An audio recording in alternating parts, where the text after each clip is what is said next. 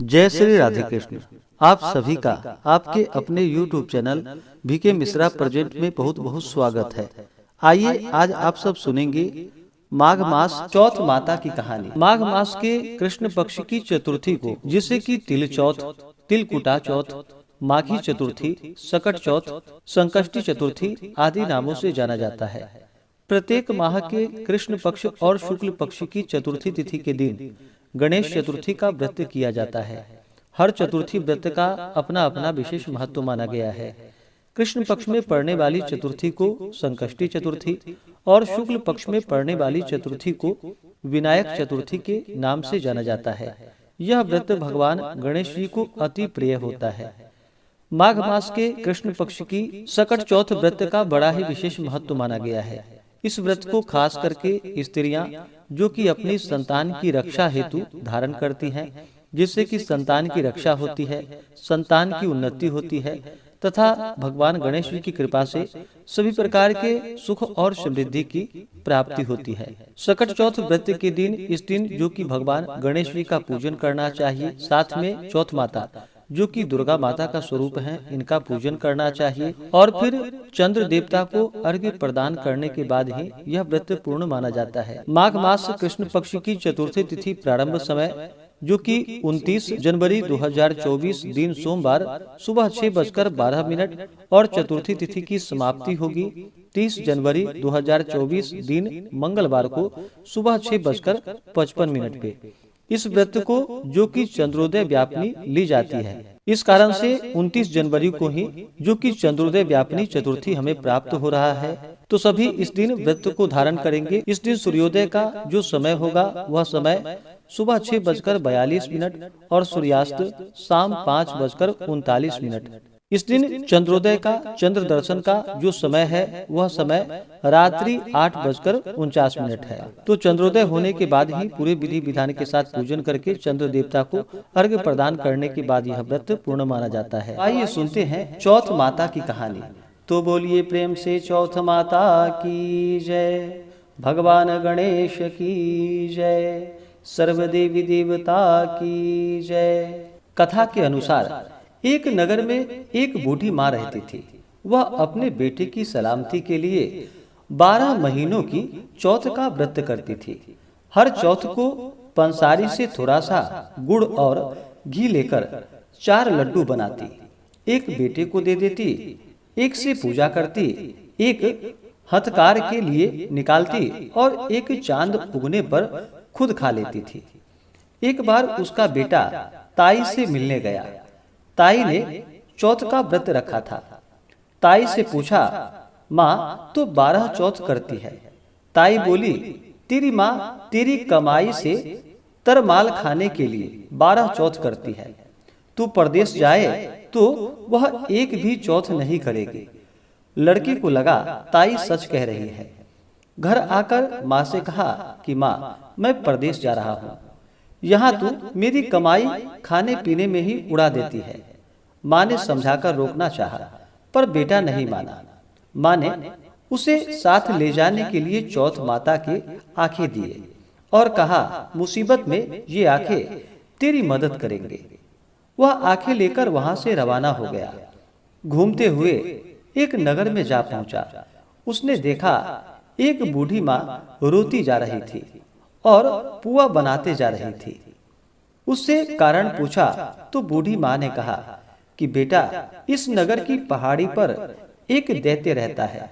पहले वह नगर में आकर कई लोगों को खाने के लिए मार देता था। अब राजा हर घर से एक आदमी दैत्य के पास भेजता है और आज मेरे बेटी की बारी है, इसलिए मैं रो रही हूँ और उसी के लिए पुए बना रही हूँ। वह बोला, तू पुए मुझे खिला दे, तेरे बेटी की जगह मैं चला जाता हूँ।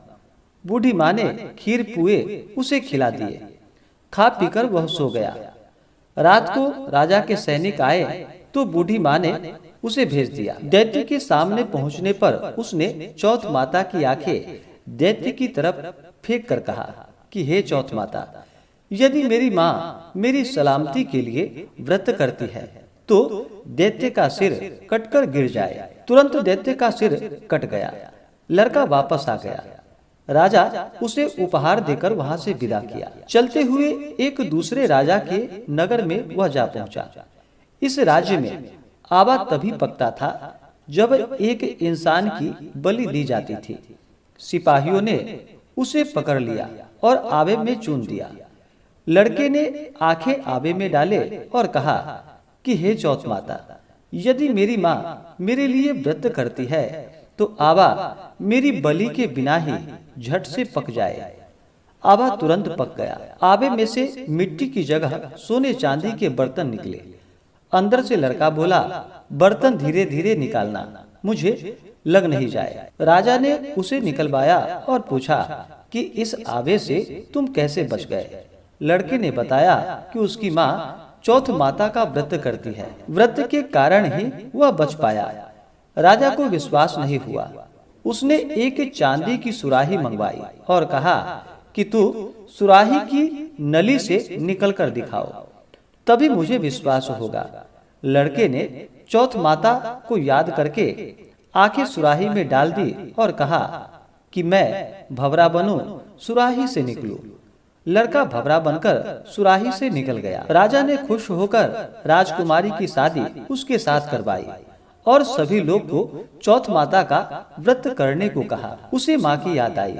उसने राजा के पास जाकर खुद के नगर जाने की इच्छा जाहिर की। राजा ने रथ, घोड़ा, हाथी और खूब सारा दान दहेज देकर उन्हें विदा कर दिया। चौथ के दिन अपने नगर पहुंचा। वह अकेला पंसारी के यहाँ माँ का इंतजार करने लगा। सोचा चौथ है तो माँ यहाँ जरूर आएगी। थोड़ी देर बाद लकड़ी टेकती हुई माँ आती दिखी। उसकी माँ की आंखों में जाले आने के कारण दिखना कम हो गया था। लड़के ने जानबूझकर अपना पैर लकड़ी में लगा दिया और कहने लगा कि बलरे पूत, काटी मेरे पेट के लगा दी। माँ ने उसे नहीं पहचाना और कहने लगी, भैया मुझे चाहे कितनी भी गाली दे दो, पर मेरे बेटे को कुछ मत कहना। बेटा माँ के चरणों में गिर पड़ा और कहा, माँ मैं तेरा ही बेटा हूँ, मुझे माफ कर दो। माँ ने उसे गले से लगा लिया। नगर के लोग ने विश्वास नहीं किया कि वह उसी का बेटा है। बूढ़ी माँ ने चौथ माता को याद करके कहा कि हे चौथ माता, यदि मैं अपने बेटे के लिए व्रत करती हूँ तो मेरे स्तन में दूध भर जाए और उसकी धार मेरे बेटे के मुंह में गिरे। माँ के स्तन से दूध की धार निकलकर बेटे के मुंह में गिरने लगी। लोग चौथ माता की जय जयकार करने लगे। उस नगर के सभी लोग चौथ माता का व्रत करने लगे। हे चौथ माता, जैसे बूढ़ी माँ और उसके बेटी की सहायता की, वैसे हमारी भी करना। कहानी कहने, सुनने और हुंकारा भरने वाले पर अपनी कृपा बनाए रखना।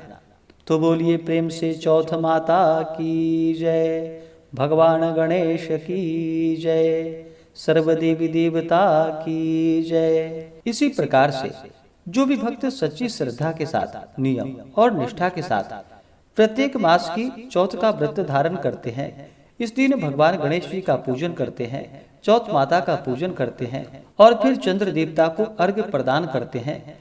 इससे भगवान गणेश और चौथ माता प्रसन्न हो करके अपने भक्तों के सभी प्रकार के दुख और कष्ट को दूर कर देती है तथा सुख और समृद्धि का आशीर्वाद प्राप्त होता है। तो आशा करता हूँ कि यह जानकारी आपको अच्छा लगा हो। ऐसे ही ज्ञानवर्धक जानकारियाँ प्राप्त करने के लिए हमारे इस चैनल पे अगर आप नए हैं तो चैनल को लाल बटन दबा करके सब्सक्राइब करें, साथ में बेल आइकन घंटी को दबाएं ताकि मेरे वीडियो का नोटिफिकेशन आपको समय से मिलता रहे।